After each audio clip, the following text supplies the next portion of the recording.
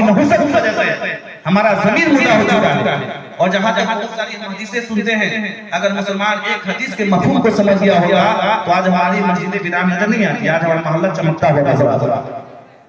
अल्लाह के नबी ने इतनी खूबसूरत हदीस बयान की है कि लोगों, जब तुम्हारी औलाद 7 वर्ष की हो जाए तो उसके हाथ को थाम कर तुम मस्जिद ले जाया करो, ताकि मस्जिद आने जाने से बच्चे के अंदर मस्जिद जाने का शौक पैदा हो जाए और बच्चा नमाजी हो जाए। आज तुम्हारी औलाद 10 वर्ष की हो जाए तो जिस तरह पीट करो मार कर उसको मस्जिद ले जाया करो। काश इस हदीस पर हर मुसलमान अमल करता, खुद बच्चा नमाज बाजमात अदा करता और अपनी औलाद के हाथ को थाम कर मस्जिद ले जाता, तो आज हमारी मस्जिदें वीरान नजर नहीं आती, आज हमारी मस्जिदें खाली नजर नहीं आती। मस्जिद तो बनवा दी शब्द में मां के हरारत वालों ने, मना मना पुराना पाप बरसों में नमाजी बनना। सुभान अल्लाह। गौर करने का मुकाम है। एक बात और बताता चलो, क्या आपने कभी गौर किया? 1,24,000 गौर कीजिएगा, 1,24,000 कमोबेश पैगंबरों को दुनिया में अल्लाह ने मबूस फरमाया। बोले सुभान अल्लाह। दुनिया में भेजा 1,24,000 कमोबेश।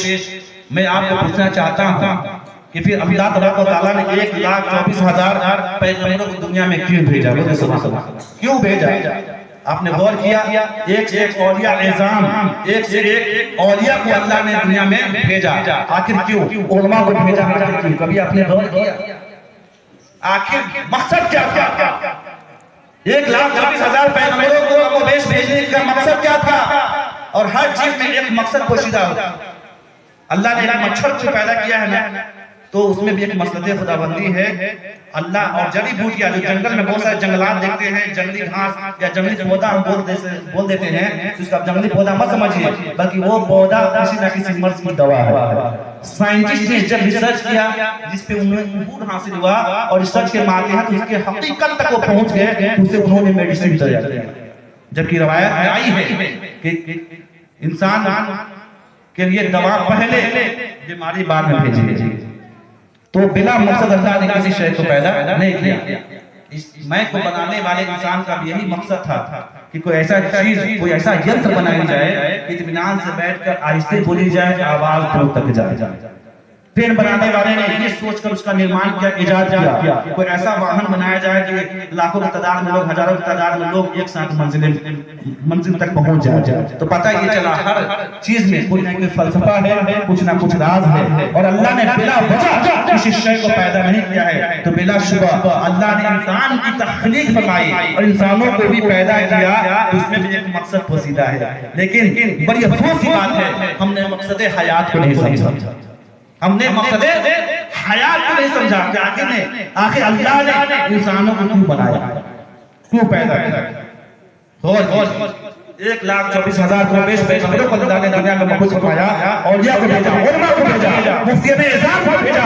ये दुनिया वाले, उलमा की जमात, ए अलिया की जमात, ए मुसल्ली की जमात, ए औलिया की जमात, ए उलमा की जमात, ये अमीन अज्ञानी मानों को वाज़ेह तौर पर बता दो कि खालिक़े कायनात ने तुम्हें जिंदगी दी है, तो जिंदगी के बाद भी तुम्हें मौत आएगी। ये पैगाम उनके कानों तक सुना दो, उनके कानों तक पहुंचा दो, जिम्मेदारी के साथ, वाज़ेह तौर पर डिफिनेशन के साथ इन मानव जाति को बता दो कि खालिक़े कायनात ने पहले तो तुम्हें हया दिया है, हया के बाद फिर एक वक्त ऐसा आएगा जब तुम्हारा मुकम्मल हो जाएगी, जब तुम्हारा वक्त खत्म हो जाएगा, तो फिर तुम्हें मौत के आगोश में जाना होगा। तो पहले तो हया दी जाएगी, फिर मौत के बाद फिर तुम लोगों को कब्रों में डाला जाएगा। फिर एक मुतय्यना वक्त के लिए, जिसे हम क़यामत का दिन कहते हैं, उस दिन फिर तुम्हें कब्र से निकाला जाएगा। और तुम्हें कब्र से निकालने के बाद फिर तुम लोगों को उपस्थित भी होना होगा, अल्लाह की बारगाह में हाजिर होकर अपने पाप पुण्यों का हिसाब किताब देना। ये मकसद हयात है, पैगंबरों को भेजने का मकसद यही है। एक मानव, एक इंसान अपनी जिम्मेदारी को समझे, मकसद हयात को समझे, जो हमें जिंदगी मिली है उस जिंदगी के हकीकत तक पहुंचे, हकीकत तक पहुंचे, मौत हयात के फलसफे को देखे, गौर करे। लोग पैदा होते हैं, लोग मरते हैं, लोग जवान होते हैं, लोग बूढ़ा होते हैं, ये सब अलग अलग मरातिब है और अलग अलग सिचुएशन पे अलग अलग